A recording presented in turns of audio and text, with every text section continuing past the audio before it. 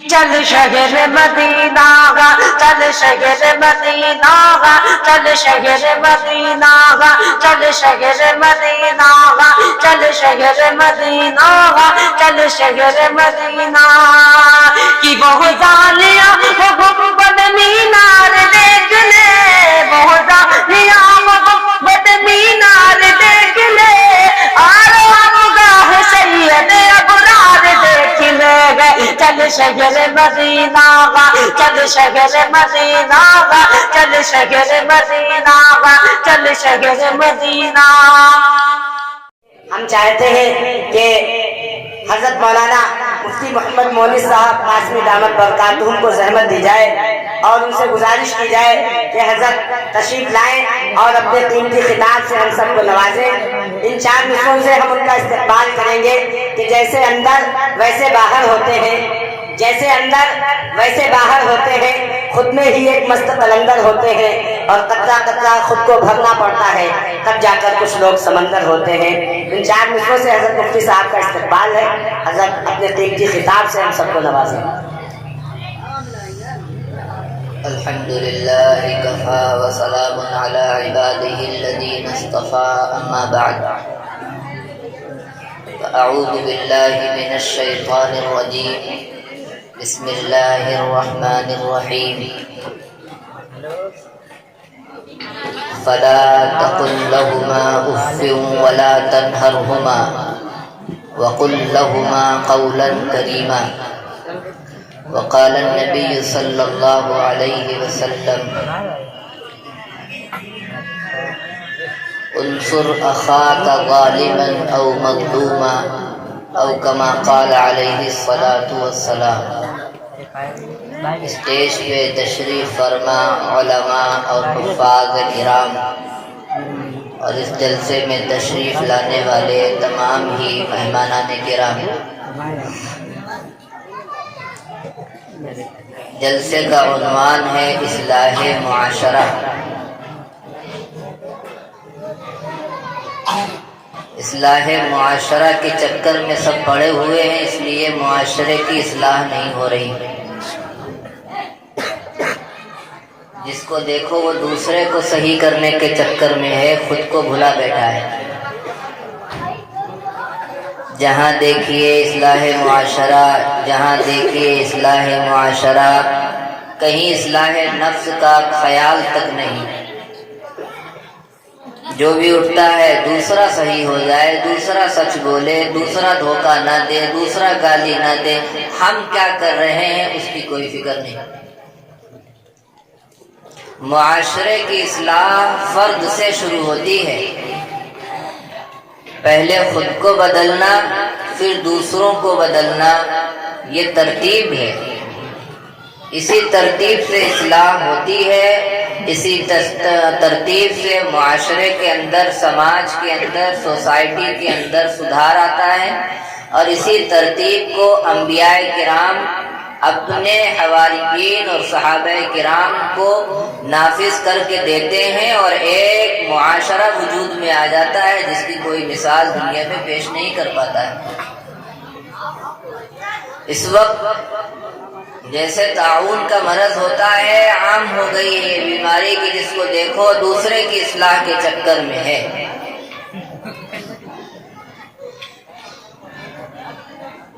مصلح کون ہے؟ جو مصلح جانتے ہیں، دوسری چیز کو صحیح کرنے والا۔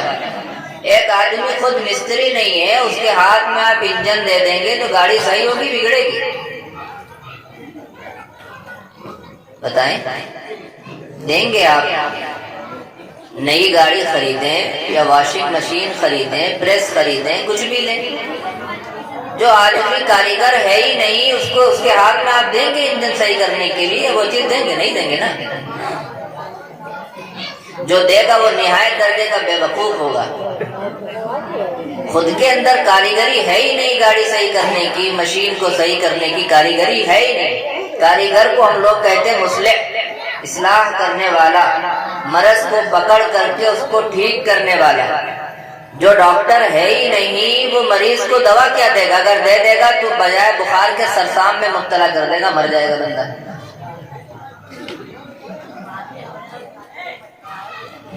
یہ ہم کسی کے اوپر تنقید نہیں کر رہے ہیں، کوئی کمنٹ نہیں کر رہے ہیں، کسی کے اوپر کوئی انگلی نہیں اٹھا رہے ہیں. یہ اس امت کا رونا رو رہے ہیں کہ جب بات آگے کھلے گی تو سمجھ میں آ جائے گی کہ یہ بات ہم کیوں کہہ رہے ہیں. پورا قرآن کھول لیجئے، علماء سے مل لیجئے، صحابہ کرام کی لکھی ہوئی باتوں کو پڑھ لیجئے، بزرگوں کے قول کو، ان کے عمل کو، ان کی تعلیمات کو، ان کے رویے کو، ان کے نظریے کو، سب کو دیکھ لیجئے. ایک چیز ملے گی، پہلے انہوں نے خود کو کاریگر بنایا، پھر دوسروں کو کاریگر بنا دیا.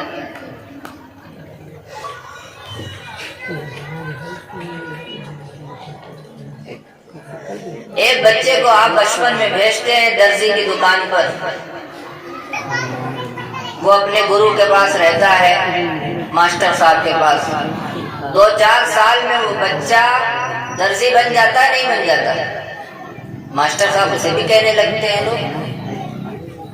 کسی بھی چیز میں دیکھ لیجئے، 2-4 سال کا عرصہ جب وہ کسی ماہر استاد کے پاس رہتا ہے، وہی فن اور وہی طریقہ اس بچے کے اندر آ جاتا ہے. پھر وہ بھی وہ مقام حاصل کر لیتا ہے، کیونکہ وہ ہتھے لگا ہے اس بندے کے جو کاریگر ہے، جو ماہر ہے، اس نے ماہر بنا دیا. پھر یہ بات کیوں ہے؟ یہ بات سمجھ میں آتی نہیں ہے کہ یہ امت کاریگر بنا کر کے بھیجی گئی تھی. جو ہم کہہ رہے تھے نا، اصلاح، جس کو دیکھو وہ اصلاح کے چکر میں پڑا ہے، دوسرے صحیح ہو جائیں، پھپھی سلام کریں تو ہم کریں گے، تعلقات پہلے وہ بنائیں تو ہم بنائیں گے، وغیرہ وغیرہ. یہ دوسروں کے چکر میں ہے، وہ کیوں؟ ہم کسی کے پاس بھیجتے ہیں، ماہر کے پاس، وہ بنا کر کے بھیج دیتا ہے. ہم ایک امت بنا کر کے بھیجے گئے تھے لوگوں کی اصلاح کے لیے، اس سے پہلے وہ خود کی اصلاح کر چکی ہوتی ہے. آج ہمارے سماج کے اندر برائیاں کیوں آئی ہیں؟ کیونکہ ہم نے اپنے کو بلا کر کے سب کی فکر لے لی. یہ جو عنوان ہے، یہ تو معمولی چیز نہیں، اصلاح معاشرہ. اس کے لیے جگر چاہیے، دل چاہیے، عمل چاہیے، پاکیزہ نگاہ چاہیے، پاکیزہ دل چاہیے، تب معاشرے تبدیل ہوتے ہیں. مسلمانوں کی تو حالت نہایت درجہ خراب ہو چکی ہے. مجھے یہ کہنے میں کوئی سنکوچ نہیں ہے، ذرہ برابر بھی کوئی بھی شک و شبہ نہیں ہے، نہایت درجہ اپنے اسٹیٹس سے مسلمان گر چکا ہے. یہ پروگرام ہوا ہے، اگر واہ واہ کے لیے ہوا ہو، یا آپ آئے ہیں کہ مفتی صاحب کیسا بیان کریں گے، وہ کیسا کریں گے، کچھ یوٹیوبر ہوں گے وہ ویڈیو بنائیں گے تاکہ ان کا یوٹیوب پہ ویڈیو جائے، کمنٹ ملے اور ان کے ویور بڑھیں، یوٹیوب ان کو پیسہ دے، تو پھر یہ بیکار ہے، کرنے نہیں چاہیے. اللہ اللہ گھر میں کر لو، بس بات ختم. اگر کچھ بدلنے کی نیت سے آپ آئے ہیں اور میں بھی آیا ہوں کہ میں کچھ کہوں گا، ہو سکتا اللہ تعالیٰ میرے کہنے کو قبول کر کے ہمیں مقبول کر لے، اور آپ اس نیت سے آئے ہوں کہ کوئی بات وہاں پتے کی ملے گی اور اچھی بات ملے گی، اس پہ عمل کریں گے، خود کو بدلنے کی کوشش کریں گے، تب یہ جلسہ کامیاب ہے، ورنہ بیکار ہے، جلسہ ہونے نہیں چاہیے. اب یہ ہمیں دیکھنا ہے کہ ہم کس نیت سے حاضر ہوئے. لِكُلِّ امْرِئٍ مَّا نَوَىٰ، بندے کو وہی ملے گا. حضور اکرم صلی اللہ علیہ وسلم کی زبان وہ ہے کہ اس کو کوئی کاٹ نہیں سکتا ہے کائنات کے اندر. فرما دیا، بات ختم.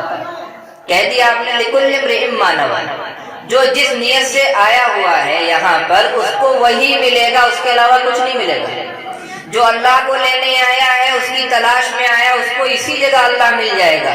جو اور کچھ لینے آیا ہے، یا مجمع دیکھنے آیا ہے، یا ہماری خالی تقریر سننے آیا ہے، یا اور علماء کے بیان سننے آیا اور عمل کرنے کی کوئی نیت نہیں ہے، تو کچھ بھی اسے توفیق نہیں ملے گی. یہ حدیث شریف میں اللہ تعالیٰ نے رسول اللہ صلی اللہ علیہ وسلم کی زبانی کہلوا دیا. اس لیے نیت درست کر لیں کہ سماج کو بدلنے سے پہلے خود کو بدلیں گے، اپنے اندر تبدیلی لائیں گے.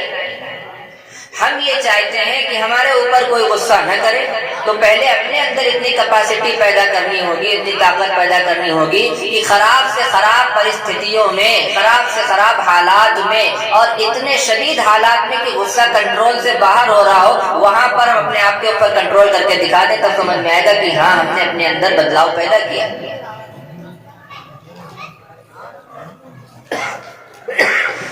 دینداروں کی بزرگی اگر دیکھنی ہو، ہم جیسے دیندار، لڑائی کے وقت دیکھیے کتنے پکے دیندار ہیں. جو برتن میں بھرا ہوگا نا وہی نکلے گا. گالیاں بکتا ہے حاجی انسان، گالیاں بکتا ہے کیونکہ دل میں وہی بھرا ہوا ہے. بگلا جیسے کپڑے پہن لیے، ٹوپی لگا لیے تو دل نمازی ہو گیا نا. ابھی تو جسم بھی نمازی نہیں ہوا، دل نمازی کہاں سے ہو جائے گا؟ گالی کے وقت، لڑائی کے وقت، اس وقت صحیح کرو، آواز ٹکرا رہی ہے. لڑائی کے وقت آپ دیکھ لیجئے، بیوی سے بات چیت ہو جائے، چھوٹتے ہی نماز پڑھنے والا بندہ گالیاں بکنا شروع کر دیتا ہے. یہ کیا ہوا؟ دینداری کہاں چلی گئی؟ پتہ چلا کہ اندر مشین گڑبڑ ہے، بدلاؤ آیا ہی نہیں تھا. اس کا یہی تو مطلب ہوا نا. اگر دینداری آ چکی تھی تو پھر ایسا ہو ہی نہیں سکتا کہ ایک جگ کے اندر دودھ بھرا ہوا ہے، جب اس کو آپ اٹھیلیں گے تو دودھ ہی گرے گا، اس میں سے دال نہیں نکلے گی.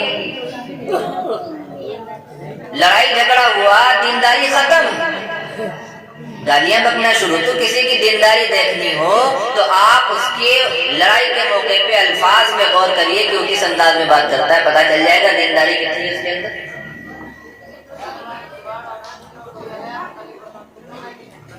ہم تو یہ بات کہتے ہیں،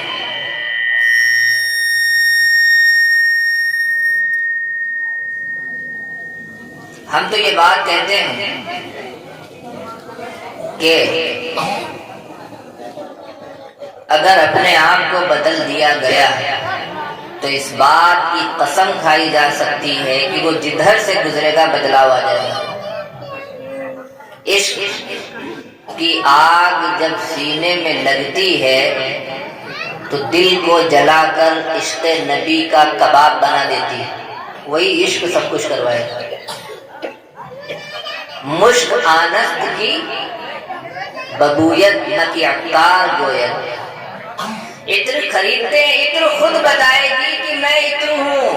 اس کو بتانے کی ضرورت نہیں ہے کہ وہ بولے، کہ کوئی بتائے کہ یہ خوشبو ہے اور اس میں خوشبو آ رہی ہے. اگر وہ لگی ہے آپ کے کپڑے پہ تو وہ مہکتی ہوئی جائے گی. وہ خوشبو خود بولے گی اپنے وجود کے، اپنے موجود ہونے کے اوپر کہ میں اس کے ساتھ ہوں. پھر ہم کو بتانا کیوں پڑ رہا ہے کہ ہم بھی مسلمان ہیں؟ کہاں گئی ہے مسلمانی مسلمانوں کی؟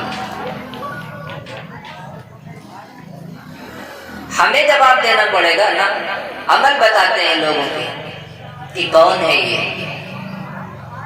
سگنل دیکھا، بخار آتا ہے تو پہلے باڈی سگنل دیتی ہے یہ بخار آئے گا، اس کو نزلہ شروع ہوگا، چھینکیں آئیں گی، حرارت آئے گی، تھکاوٹ ہوگی، آنکھوں کے اندر ہلکی سی گرماہٹ محسوس ہوئی. سگنل ہے کہ بیمار ہوگا بندہ. حالات سگنل دے رہے ہیں کہ یہ پکا ایمان والا بنا ہی نہیں ابھی تک، اس کے پاس ایمان ابھی آیا ہی نہیں ہے، ایمان کی حقیقت ہی نہیں ہے. حالات سب کچھ سگنل دے رہے ہیں برابر. اب یہ کمینہ پن کرنے پہ اتارو ہو اور خود اس سگنل کو نہ پہچان پائے اور اپنا علاج نہ کرے اور برباد ہو جائے تو وہ اس کی ذمہ داری ہے، کسی اور کی نہیں. پوری دنیا میں آپ غور کر لیجئے، کوئی نہ کوئی کسی کی تلاش میں لگا ہوا ہے. پولیس چور کی تلاش میں ہے، چور مالدار کی تلاش میں ہے، چوری کرنا چاہتا ہے. ڈاکٹر مریضوں کی تلاش میں ہے، مریض کس کی تلاش میں ہے؟ ڈاکٹر کی تلاش میں ہے. سننے والے مقرروں کی تلاش میں ہے، مقرر سوچ رہا ہے سننے والے مل جائیں تو تھوڑی واہوائی مل جائے گی، شہرت مل جائے گی، پیسے مل جائیں گے. پوری دنیا میں غور کر لیجئے، تلاش ہے. مارکیٹ میں جائیے، دکاندار کسٹمر کی تلاش میں ہے اور کسٹمر اپنی دکاندار کی تلاش میں کہ فلاں سامان خریدنا ہے. پوری دنیا میں تلاش جاری ہے. سب کچھ تلاش کر رہا ہے، سب کچھ. مالدار آرام کی تلاش میں ہے اور آرام جو ہے یہ مالدار کی تلاش میں ہے. لیکن لائف میں آرام نہیں ہے، زندگی میں آرام نہیں ہے. آپ دیکھتے نہیں کتنے مالدار لوگ جو آرام کی تلاش میں تھے، ڈاکٹر ان کو بتا دیتے ہیں صبح 4 بجے واکنگ کرنا ہے، آپ کو راستے میں دوڑنا ہے 5 کلومیٹر. آرام کا بیڈ چھوڑو. هل أتى على الإنسان حين من الدهر لم يكن شيئا مذكورا. بڑی درم خائی آ گئی ہے، بڑی شیخی بازی آ گئی ہے، بڑی طاقت پر اور قوت پر اور دولت پہ تمہیں ناز چڑھ گیا ہے۔ ذرا بتاؤ تو صحیح، 60 سال تمہاری عمر ہو گئی ہے، 61ویں سال تو تمہارا کوئی وجود نہیں تھا، جانتا تھا کوئی؟ ہماری عمر مان لیجیے 30 سال ہے، 31 سال پہلے ہم کو کوئی جانتا تھا دنیا میں؟ ہمارا وجود کیا ہے؟ 31 سال کے بعد پتہ نہیں ہم نہ رہیں، اور اس کے 5 سال کے بعد ہمارا وجود زبانوں سے اور دل و دماغ سے مٹا دیا جاتا ہے۔ تو یہ عقل و شیخی کس بات کی ہے؟ لا تمشی فی الارض مرحا انک لن تخرق الارض ولن تبلغ الجبال طولا۔ یہ چند دنوں کی زندگی پہ اتنی اتراہٹ کہ تم رزق کی تلاش میں لگے ہو، ہر ایک چیز کی تلاش میں لگے ہو، اپنے رب کو چھوڑ کر کے باقی ہر ایک کی تلاش جاری ہے۔ یہ سوچنے کی بات ہے، پوری زندگی وہ تلاش کر رہا ہے ایک ایک چیز کو، آرام کو، اس کو ہی بھول گیا جس کو تلاش کرنا تھا، اسی کو فراموش کر بیٹھا جس کو تلاش کر کے پوری دنیا کی سلطانیت قبضے میں لے سکتا تھا۔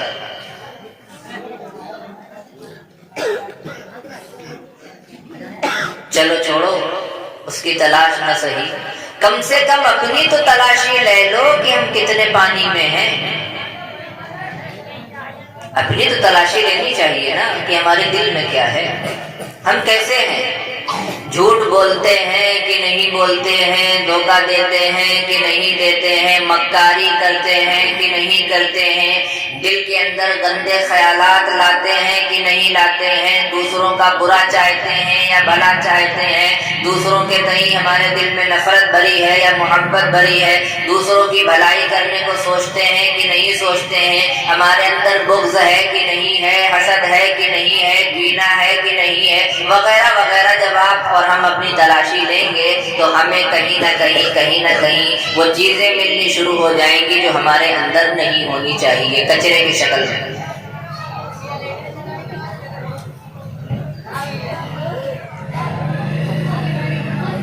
مارا مارا پھر رہا ہے بندہ، مارا مارا۔ اللہ تعالیٰ نے کہا الستُ بربکم، کیا میں تمہارا پالن ہار نہیں ہوں، تمہیں پالتا نہیں ہوں میں؟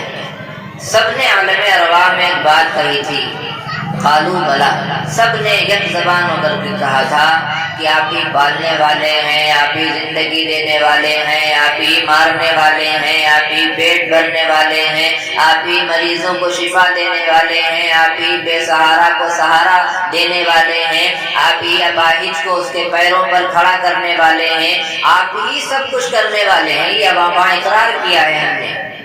تو اللہ تعالیٰ نے دوسرا سوال کیا، فَأَيْنَ تَذْهَبُونَ، جب تم یہ مان چکے ہو تو پھر تم ادھر ادھر بھٹکتے کیوں پھر رہے ہو؟